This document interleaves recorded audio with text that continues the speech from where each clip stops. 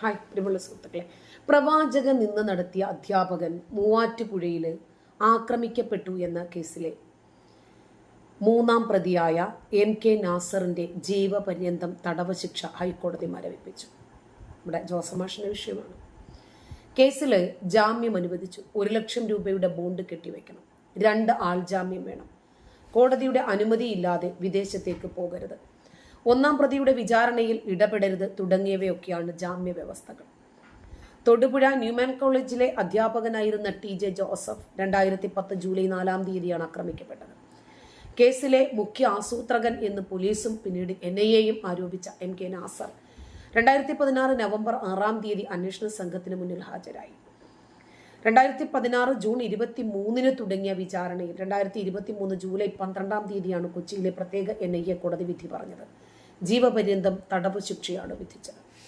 കേസിൽ അറസ്റ്റിലായ ശേഷവും ശിക്ഷ വിധിച്ചതിന് ശേഷവുമായി 9 വർഷത്തിലധികം MK നാസർ ജയിലിൽ കിടന്നു എന്നാണ് ജസ്റ്റിസുമാരായ V രാജ, വിജയരാഘവൻ, അതുപോലെ PV ബാലകൃഷ്ണൻ എന്നിവരടങ്ങിയ ബെഞ്ച് ചൂണ്ടിക്കാണിക്കുന്നത്. കേസിൽ സമാനമായ ആരോപണം നേരിട്ട പ്രതികൾക്ക് 5 വർഷം തടവ് ശിക്ഷയാണ് ലഭിച്ചിരിക്കുന്നത്. അവരെല്ലാം ജയിൽ മോചിതരായി. കേസിലെ 1-ാം പ്രതിയായ സവാദും ജുഡീഷ്യൽ കസ്റ്റഡിയിലാണ് ഇപ്പോഴും. ഇയാളുടെ വിചാരണ ഇനിയേ നടക്കൂ. NIA കോടതിയുടെ ശിക്ഷാവിധിക്കെതിരെ ശിക്ഷിക്കപ്പെട്ടവർ നൽകിയ അപ്പീലുകളും വെറുതെ വിട്ടവർക്കെതിരെ NIA നൽകിയ അപ്പീലുകളും ഹൈക്കോടതിയുടെ പരിഗണനയിലുണ്ട്. അവയിൽ ഇപ്പോൾ അടുത്തൊന്നും വാദം കേട്ട് വിധി പറയുമെന്ന് തോന്നുന്നില്ല. ഇത്തരം സാഹചര്യങ്ങളിൽ ശിക്ഷ നടപ്പാക്കുന്നത് താൽക്കാലികമായി മാറ്റിവെക്കാവുന്നതാണ് എന്ന് സുപ്രീം കോടതി നിരവധി തവണ പറഞ്ഞിട്ടുണ്ട്. അതിനാൽ MK നാസറിന്റെ ശിക്ഷാവിധി മരവിപ്പിക്കുകയാണ് എന്ന് ഹൈക്കോടതി ഉത്തരവിടുകയായിരുന്നു. മുതിർന്ന അഭിഭാഷകനായ Ragendu Basant, B Ranjith Marar, EA Haris, PC Naushad, വക്കാറുൽ ഇസ്ലാം എന്നിവരാണ് MK നാസറിന് വേണ്ടി ഹാജരായത്. തൊടുപുഴ ന്യൂമാൻ കോളേജിലെ അധ്യാപകനായിരുന്ന TJ ജോസഫ് 2010 മാർച്ച് 23-ാം തീയതിയാണ് പ്രവാചക നിന്ന ഉൾപ്പെടുന്ന ചോദ്യപേപ്പർ തയ്യാറാക്കി എന്ന് ആരോപണങ്ങൾ ഉയർന്നത്. ഇതുവരേക്കും അത് തെളിയിക്കപ്പെട്ടിട്ടില്ല. അദ്ദേഹം അത് അംഗീകരിച്ചിട്ടുമില്ല. അങ്ങനെ വിദ്യാർത്ഥികൾക്ക് നൽകിയ ചോദ്യപേപ്പറിൽ മുഹമ്മദ് എന്നൊരു പരാമർശം ഉണ്ടായിരുന്നു. അതിനാണ് ഇവർ നബി നിന്ന എന്ന ഓമന പേരിട്ട് വിളിക്കുന്നത്. അങ്ങനെ പ്രവാചകൻ എന്ന് അദ്ദേഹത്തിന്റെ മേലെ ആരോപിക്കുകയും തുടർന്ന് ജോസഫിനെതിരെ ശക്തമായിട്ടുള്ള പ്രതിഷേധം ഉയരുകയും ആക്രമിക്കപ്പെടുകയുമായിരുന്നു. മൂവാറ്റുപുഴ പോലീസ് രജിസ്റ്റർ ചെയ്ത കേസ് പിന്നീട് NIAക്ക് കൈമാറി. NIA പ്രതികളാക്കിയ 37 പേരിൽ 31 പേർ വിചാരണ നേരിട്ടു. ഇതിൽ 18 പേരെ NIA കോടതി വെറുതെ വിട്ടു. 13 പേരെ ശിക്ഷിച്ചു. കേസിൽ ശിക്ഷിക്കപ്പെട്ടവർ ഹൈക്കോടതിയിൽ അപ്പീൽ നൽകിയിട്ടുണ്ട്. അതിനൊപ്പം അവരുടെ ശിക്ഷ വർദ്ധിപ്പിക്കണമെന്നും വിചാരണ കോടതി വെറുതെ വിട്ടവരെ ശിക്ഷിക്കണമെന്നും ആവശ്യപ്പെട്ട് NIAയും ഹൈക്കോടതിയെ സമീപിച്ചിട്ടുണ്ട്. ഈ അപ്പീലുകളെല്ലാം ഒരുമിച്ചാണ് ഹൈക്കോടതി പരിഗണിക്കുന്നത്. ഈ ജോസഫ് മാഷയുടെ കൈ വെട്ടിയ കേസിലെ പ്രതി 1-ാം പ്രതിയാണ് സവാദ്. ഇയാൾക്ക് സഹായം നൽകിയ വ്യക്തികളും സംഘടനകളും ഒക്കെ NIAയുടെ നിരീക്ഷണത്തിലാണ്.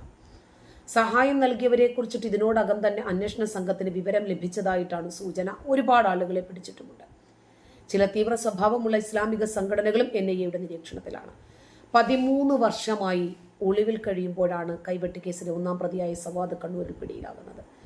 കണ്ണൂരുമായി യാതൊരു ബന്ധവുമില്ലാത്ത എറണാകുളം സ്വദേശിയായ ഒരാൾ കണ്ണൂരിലെത്തി വിവിധ സ്ഥലങ്ങളിൽ വാടകയ്ക്ക് വീടെടുത്ത് വർഷങ്ങളോളം താമസിക്കണമെങ്കിൽ ആരുടെയും സഹായമില്ലാതെ പറ്റില്ല. പലരുടെയും സഹായം ലഭിച്ചിരിക്കാമെന്ന് അന്വേഷണ സംഘം തന്നെ തിരിച്ചറിഞ്ഞു. കസ്റ്റഡിയിലെടുത്ത പ്രതിയെ കൂടുതൽ ചോദ്യം ചെയ്തു വരികയാണ് ഇപ്പോഴും. ഇതിലൂടെ സഹായിച്ചവരെ കണ്ടെത്തിക്കൊണ്ടിരിക്കുന്നു. സവാദിനെ കൊടുക്കുന്നതിന് വേണ്ടി ദേശീയ അന്വേഷണ ഏജൻസി ദിവസങ്ങൾക്ക് മുമ്പ് തന്നെ കണ്ണൂർ വിമാനത്താവളം വഴി മട്ടന്നൂരിലെത്തി ക്യാമ്പ് ചെയ്തു.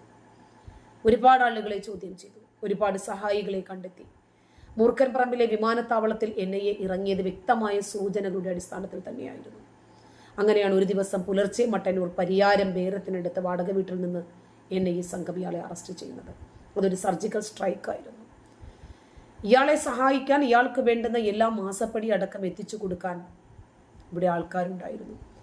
പരിയാരത്ത് ആശാരിപ്പണിക്കാരനായി ജോലി ചെയ്തു വന്ന ഇയാള് നിരോധിത സംഘടനയായ പോപ്പുലർ ഫ്രണ്ടിന്റെ സ്വാധീന മേഖലയിലാണ് താമസിച്ചു വന്നതെല്ലാം.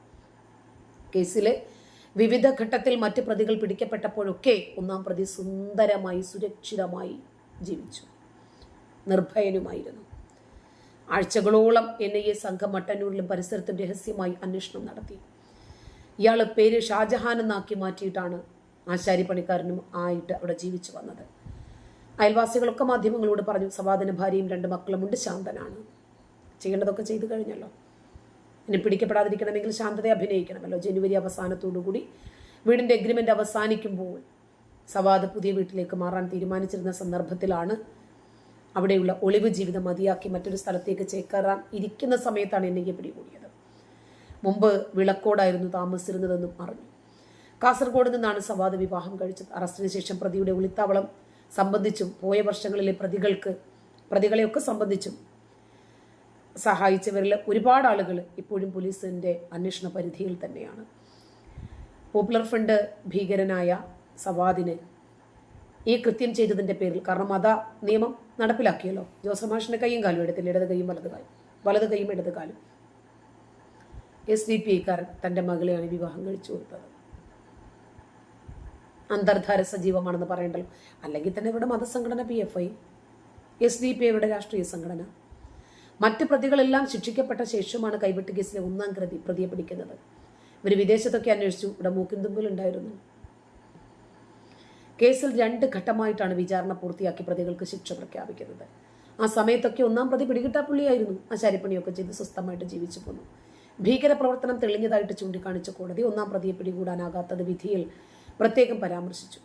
കൈപ്പത്തി വെട്ടിമാറ്റിയ കേസിലെ 2-ാം പ്രതി വിചാരണ പൂർത്തിയാക്കി 6 പ്രതികൾക്ക് കൂടി ശിക്ഷ കിട്ടി. കൊച്ചിയിലെ പ്രത്യേക NIA കോടതിയാണ് ഇതെല്ലാം കണ്ടെത്തുന്നത്. കഴിഞ്ഞ വർഷം ജൂലൈ 12-ാം തീയതിയാണ് തൊട്ടടുത്ത ദിവസം ഇവർക്ക് ശിക്ഷ പ്രഖ്യാപിക്കുന്നത്. 5 പേരെ വെറുതെ വിട്ടു. 1-ാം ഘട്ട വിചാരണയിൽ 13 പേരെ കോടതി ശിക്ഷിച്ചു. തെളിവുകളുടെ അഭാവത്തിൽ 18 പേരെ വിട്ടയച്ചു. ആക്രമണം നടന്ന് 13 വർഷങ്ങൾക്ക് ശേഷമാണ് 2-ാം ഘട്ട വിചാരണ പൂർത്തിയാകുന്നത്. 2-ാം ഘട്ട വിധിയിൽ ഉൾപ്പെടെ പ്രതികളുടെ നടപടിയെ രൂക്ഷമായ ഭാഷയിൽ കോടതി വിമർശിച്ചിരുന്നു. ഭീകരപ്രവർത്തനം, വധശ്രമം, ഗൂഢാലോചന, മതസ്പർദ്ധ വളർത്തൽ തുടങ്ങിയ ഒരുപാട് കുറ്റങ്ങൾ പ്രതികൾക്കെതിരെ തെളിഞ്ഞതായിട്ടാണ് NIA കോടതി ചൂണ്ടിക്കാണിച്ചത്. രാജ്യത്തിൻ്റെ മതേതര ഘടനയ്ക്ക് ഭീഷണിയാണ് നിങ്ങളുടെ പ്രവൃത്തികൾ എന്ന് പ്രതികളെ കോടതി ബോധ്യപ്പെടുത്തുകയും ചെയ്തിരുന്നു.